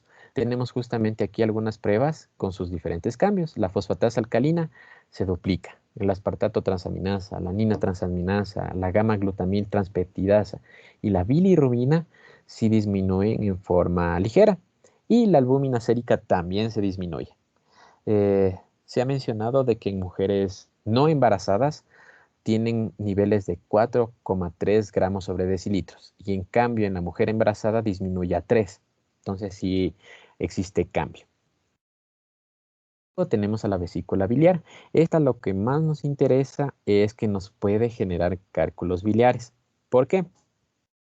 Porque la progesterona lo que va a dificultar es la contracción de la vesícula biliar. Por lo tanto, aumenta el volumen residual y de esa manera eh, existe una estasis y provoca la saturación de colesterol, generando una mayor prevalencia de cálculos biliares de colesterol. Esto es más en multíparas. Entonces, las complicaciones más comunes es la colestasis intrahepática y el prurito gravídico, si es que existe una retención de sales biliares. En el caso del sistema endocrino, nos vamos a depender de cada glándula. Bien conocen la ubicación de la glándula hipófisis y qué tiene a su alrededor. Entonces, la glándula hipófisis va a aumentar de tamaño. Y si aumenta mucho puede comprimir el quiasma óptico. Entonces debemos tomar en cuenta esto para un diagnóstico diferencial si es que es un macroadenoma. Eh, este crecimiento se va a dar más por los lactótropos. Ya nos vamos a dar cuenta por qué. Luego, en cambio, los gonadotrofos o los somatotrofos van a disminuirse o a suprimirse. En el caso de los tirotropos y los cortitropos se mantienen igual, no existe algún cambio. Entonces, vamos a tener diferentes hormonas de cada una de estas glándulas que se van a ver afectadas. La primera de ellas es la hormona del crecimiento. Esta hormona del crecimiento tiene predisposición o que se secreta predominantemente de la glándula hipofisiaria materna. Luego, a la semana 6 ya se puede detectar hormona del crecimiento secretada por la placenta. Y a la semana 20, en este momento, la placenta es la principal fuente de secreción de la hormona de crecimiento.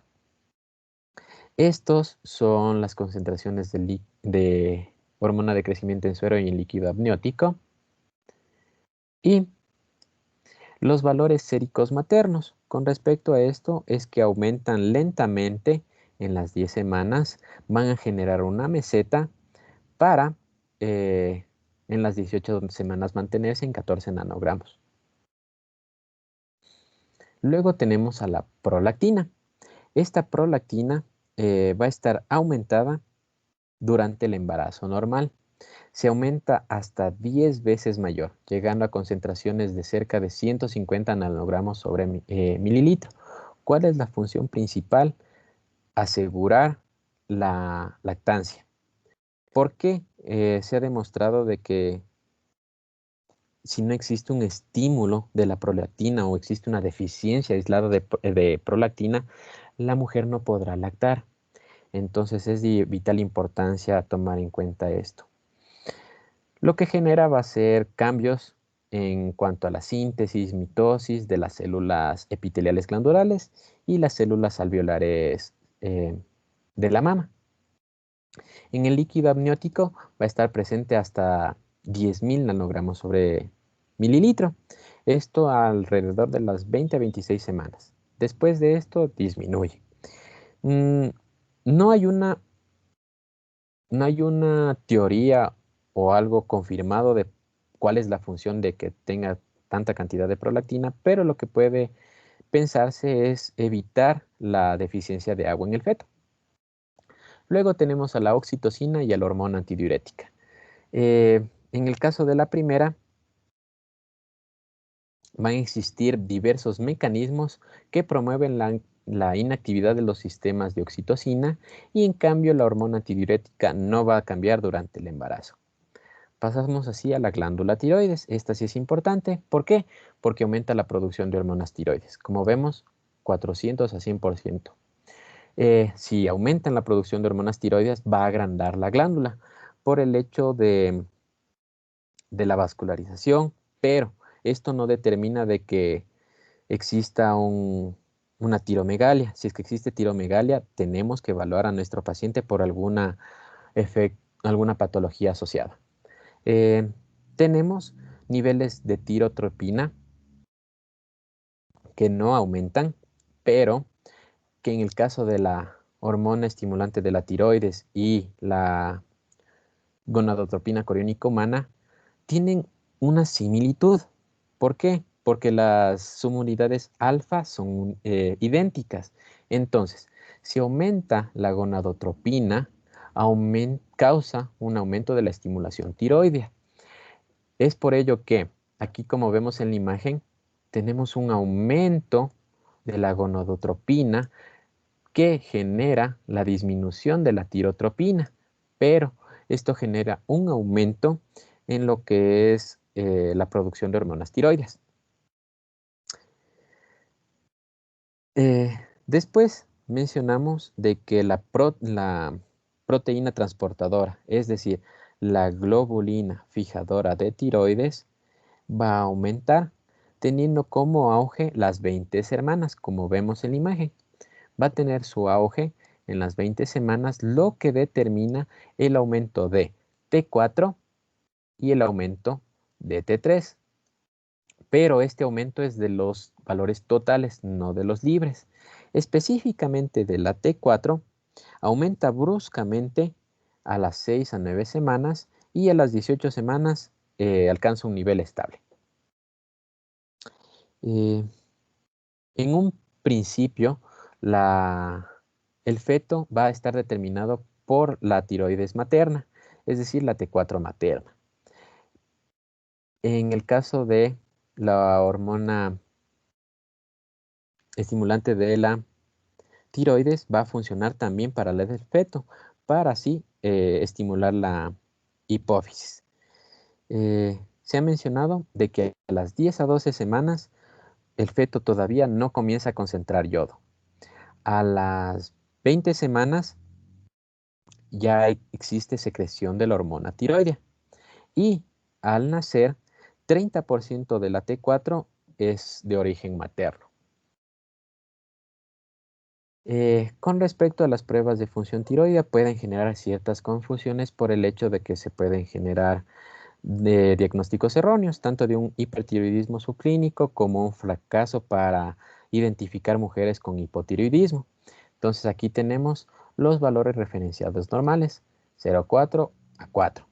Como vemos, aquí tenemos un área sombreada y abajo también tenemos un área sombreada. ¿Qué nos hace alusión esto? En el caso del área sombreada superior, lo que genera es, o lo que muestra son esos embarazos que tuvieron valores de TSH por encima del umbral percentil. Y en cambio, estos áreas sombreadas es los que tuvieron por debajo del percentil y que se identificaron falsamente con sus diagnósticos. Entonces hay que tomar en cuenta eso. El estado del yodo, bien sabemos que debe aumentar y como nos mencionó nuestro compañero, debe aumentar la ingesta. ¿Por qué? Porque existe una ingesta deficiente o baja, van a disminuir los niveles de T4, van a aumentar los niveles de TH, pero ¿cuál es el mayor problema? Es que si esto perdura por mucho tiempo, va a existir un problema a nivel del sistema nervioso que lo predispone a lo que es el cretinismo. Después tenemos a la paratiroides. Esto hay que recordar que nos va a ayudar en el metabolismo del calcio. Entonces, lamentablemente, en el caso de la madre, va a beneficiar a su bebé porque le va a brindar el calcio, pero lo puede predisponer a lo que es osteoporosis. Entonces, por el momento todavía no hay factores de riesgo identificables. Entonces, tenemos a la hormona paratiroidea y a la calcitonina. En el caso de la primera, va a disminuir en el primer trimestre para luego aumentar. ¿Por qué? Porque el feto va a requerir por lo menos 30 gramos de calcio y más aún en los últimos trimestres del embarazo, específicamente el tercero.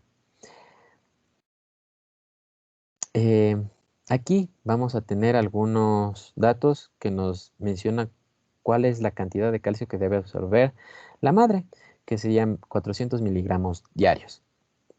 Esta mayor absorción se va a dar por lo que es la vitamina D activada, la 1,25 dihidroxivitamina D. Esta es la que le va a generar. En el caso de la calcitonina, su función principal es proteger a la madre, proteger de una liberación excesiva de calcio. Por lo tanto, sus niveles van a aumentar en el posparto. Allí es donde aumentan hasta casi 2 veces más. ¿Cuáles son algunos factores que aumentan su secreción? El calcio, el magnesio, algunas hormonas gástricas y la ingestión de alimentos. Pasamos a las glándulas suprarrenales. Aquí tenemos específicamente al cortisol. Tienen ciertos cambios. En el caso del cortisol no es muy notorio, pero se menciona que aumenta. Aquí tenemos el gráfico. En el caso del primero, en la CTH, la roja. Y en el caso del segundo, la azul, que es el cortisol. En un principio del trimestre va a ser una disminución para luego en el segundo trimestre ir aumentando los dos de la mano hasta el final del embarazo. Esto se debe a algunas hipótesis, algunas teorías en las cuales se menciona de que puede ayudar a preparar a la madre para el estrés que va a ser el parto. Además de que va a existir un, por así decirlo, reinicio del mecanismo de retroalimentación materna. Entonces son algunas ideas postuladas. Luego tenemos a la aldosterona, a la desoxicorticoesterona, las cuales en el caso del primero, a las 15 semanas de gestación van a secretar mayores cantidades, llegando al tercer trimestre que se libera alrededor de 1 miligramo sobre decilitro.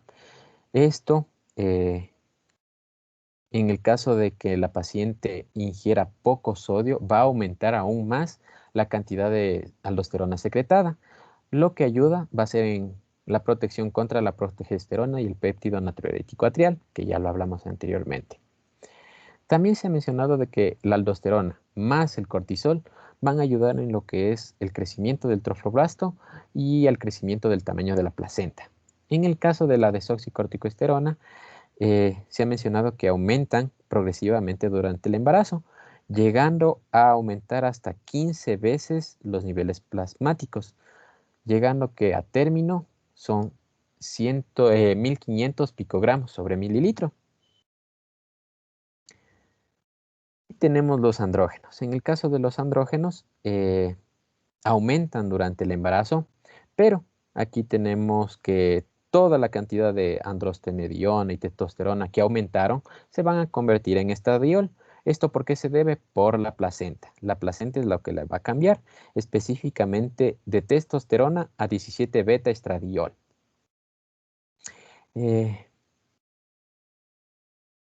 Pasamos a los dos últimos sistemas, los cuales no hablan mucho. El primero de ellos es el sistema musculoesquelético. Lo importante de este es la lordosis pronunciada que va a presentar nuestra paciente, lo que genera el cambio del centro de gravedad. Esto va a presentalmente generar lo que son dolores en la zona lumbar, la lumbalgia, que es un motivo de consulta muy frecuente. Además, se ha mencionado de que articulaciones, ya sea sacroiliaca, sacrocoxigia y sacropúbica, van a estar con mayor movilidad, pero hay que tomar en cuenta si es que nuestra paciente tiene una separación sinficial. ¿Por qué? Si es que es mayor a 1 centímetro, puede generar un dolor significativo en nuestra paciente. En el caso de los miembros superiores, al hecho de haber cambiado el centro de gravedad, van a generar tracción de lo que son los nervios cubital y mediano, que generan el dolor, el entumecimiento y la debilidad. Después del parto se van a comenzar a fortalecer las articulaciones. Y finalmente el sistema nervioso central. Este específicamente se ha mencionado 3 cosas. ¿Por qué los otros cambios son pocos o son sutiles? En el caso de la memoria, se ha encontrado que existe una disminución en la memoria, específicamente en el tercer trimestre, que no tiene relación alguna con algún causante o algo, pero que es transitorio y que se resuelve después del parto. Después tenemos en los ojos que va a disminuir la presión intraocular debido a un mayor flujo vítreo, va a disminuir la sensibilidad de la córnea, además de que pueden presentarse estos usos de Krukenberg. Estos usos de Krukenberg son opacidades de color rojo-marrón en la superficie posterior de la córnea. Es muy frecuente y se puede deber a lo que son los efectos hormonales. Y por último, el sueño. Como bien vimos, la paciente puede presentar dolor, nicturia. Entonces, esto va a generar una dificultad para conciliar el sueño. Además de que puede presentar despertares, no va a dormir las horas correspondientes, la eficacia del sueño es muy baja. Y esto es muy frecuente desde las 12 semanas de gestación hasta los 2 meses posparto, sin tomar en cuenta el cuidado del bebé en las noches. ¿Cuáles son las consecuencias a largo plazo? Es que si es que nuestra paciente tiene trastornos de sueño prolongados, le pueden generar una depresión posparto. Básicamente, esos son todos los cambios fisiológicos maternos. Muchas gracias. Ok, chicos, muchas gracias por la presentación, bastante extensa. Les quiero hacer una recomendación en términos generales. Si bien es cierto, estuvo bastante bien presentada con mucha profundidad en cada uno de los ámbitos en donde se producen los cambios que se presentan durante el embarazo en la mujer. Me parece que es más importante, ¿no es cierto?, que nosotros, cuando hagamos una presentación de este tipo, resaltemos los aspectos más relevantes, más importantes, que son fundamentales para el proceso mismo del embarazo y el conocimiento del médico general. Sí, está bastante bien, bastante profunda la presentación, pero tenemos que ser un poco más prácticos, tanto desde el punto de vista del contenido que queremos expresar por el auditorio que tenemos, en este caso para médicos generales, como por el, las imágenes que presentamos para mantener la audiencia, el atractivo en la audiencia para que no se nos pierdan, porque con demasiada profundidad a veces nos metemos en demasiado detalle que nos hace perder el hilo conductor de la necesidad que tenemos. Esto para las siguientes presentaciones también tómenlo en cuenta. Eh, no digo que está mal, está bastante bien, pero hay que mejorar en ese aspecto.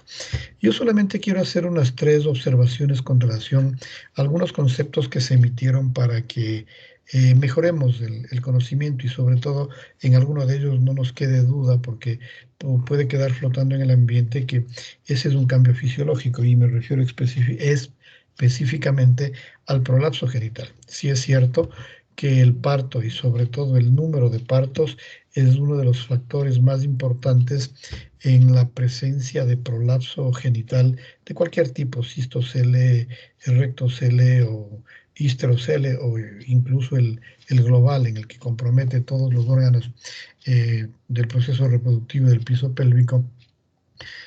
No es menos cierto que este no es un cambio fisiológico, este es un cambio patológico, esta es una anomalía. Que les decía, si bien es cierto, la principal razón es el parto y o los números de partos, también tiene que ver otros componentes, como es la elasticidad del piso pélvico, la obesidad, como ustedes mismos bien lo dijeron, la estática, etcétera, etcétera, que son condicionamientos que se los tiene que tomar en cuenta porque es patología, no es fisiología. Se puede presentar, y de hecho en muchas mujeres se presenta, pero no es fisiología del embarazo. El embarazo en sí no es precisamente un componente del mismo el que se produzca descenso de los órganos pélvicos.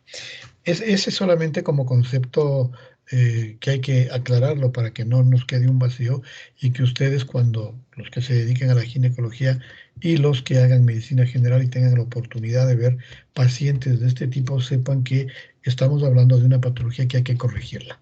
Y la corrección implica varias cosas, ¿no? Desde los ejercicios de Kegel, que bien lo dijeron los chicos del grupo, hasta la cirugía con la colocación de malla. Porque en muchas ocasiones la simple colocación en el sitio por plastias o por cirugías correctivas tipo plastia no suelen ser suficientes. Se requiere la colocación de cuerpos extraños que nos permitan fijar a los ligamentos.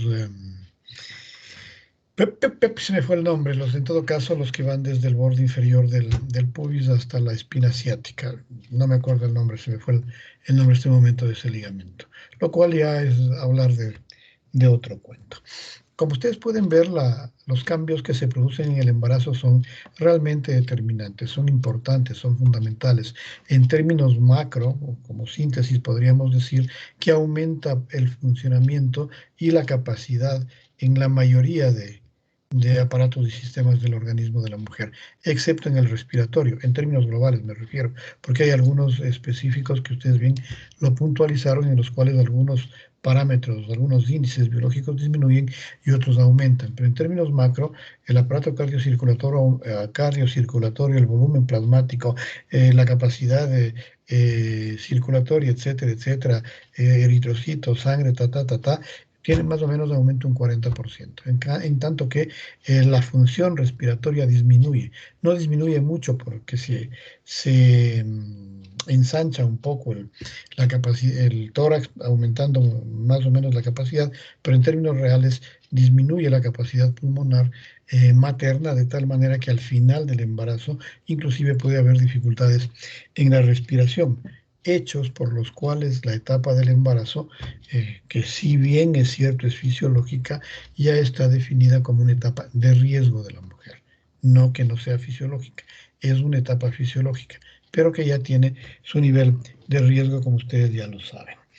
En el tema de las formas de la pelvis, ustedes ya lo aumentaron, que es lo que yo quería puntualizar un poco, porque el tipo de pelvis y los diámetros de las mismas son determinantes para la salida del feto, para la salida al final del recién nacido, en último término, ¿no es cierto? Y en ese contexto, las que ofrecen una mejor apertura, porque los diámetros tienen una mayor capacidad de encaje con los diámetros de la cabeza fetal, que lo veremos en la próxima clase con el grupo 2, me parece, cuando hablemos del tema de parto y trabajo de parto. Son la pelvis ginecoide y la platipeloide, y la que menos opción, la que menos posibilidad de paso a través de la misma es la androide. Por la forma, ustedes van a ver que tanto la platipeloide como la ginecoide tienden a ser más ovaladas. Más ovalada es la ginecoide, obviamente, que la platipeloide. La platipeloide es menos, pero la androide y la otra eh, eh, son más bien con una longitud anteroposterior mucho mayor que los diámetros laterales. Eso hace que sea más difícil el trabajo de parto. Los diámetros que se oponen, los diámetros de la pelvis que se oponen a los diámetros de la cabeza fetal son menores, y en el caso del androide generalmente son las pelvis que terminan en embarazo por distocia ósea, por distocia del canal del parto. Y finalmente, solamente con el tema de la suplementación de hierro, para complementar, ustedes bien lo dijeron, las necesidades de hierro aumentan y se estima que la necesidad de hierro durante todo el embarazo se incrementa a 1.1 gramos, lo cual es bastantísimo considerando la cantidad de gramos que tiene la mujer en global, que no es más allá de 3 gramos en todo su cuerpo. La necesidad en una etapa de 9 meses de 1 gramo representa más o menos del 25 al 33% del contenido total de hierro, lo cual es bastantísimo. Y esto por todo lo que ustedes dijeron, pues se necesita por la placenta, por el feto, por el incremento del volumen minuto circulatorio, la cantidad de glóbulos rojos de hierro materno, etcétera, etcétera, etcétera. Todo el cuento que ya bien nos lo contaron ustedes. Pero lo importante de esto es que hay que compensar esa necesidad, hay que compensar ese requerimiento.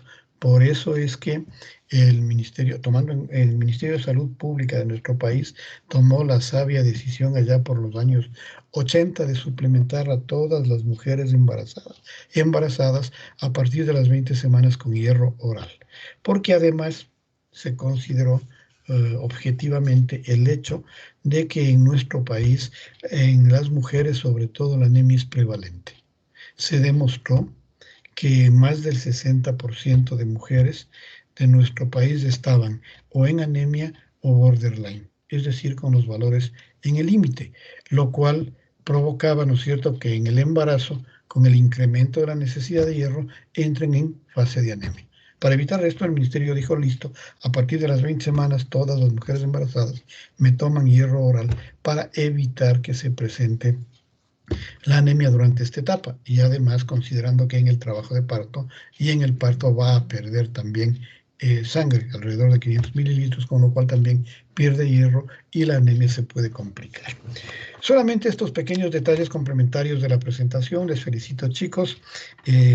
Estoy yo sobre la hora, tengo yo una reunión, tenía ya que empezar, a la cual voy a ingresar inmediatamente, por eso no les pido opiniones o argumentos o alguna cosa o preguntas que quieran ustedes hacer sobre el tema. Si a alguien le quedó alguna duda y tiene alguna pregunta que hacer, por favor, podemos hacerlo al inicio de la clase del próximo lunes. ¿Estamos de acuerdo, chicos? Claro que sí, doctor. Muchas Ok, gracias. listo entonces. Por el momento, pues hasta ahí llegamos porque ya tengo que entrar yo a la otra reunión. Que tengan Tenga una buena tarde, doctor. una buena semana, una buena tarde y una buena semana. Chao, Gracias. chicos, que estén bien, hasta luego. Gracias, doctor. Hasta luego.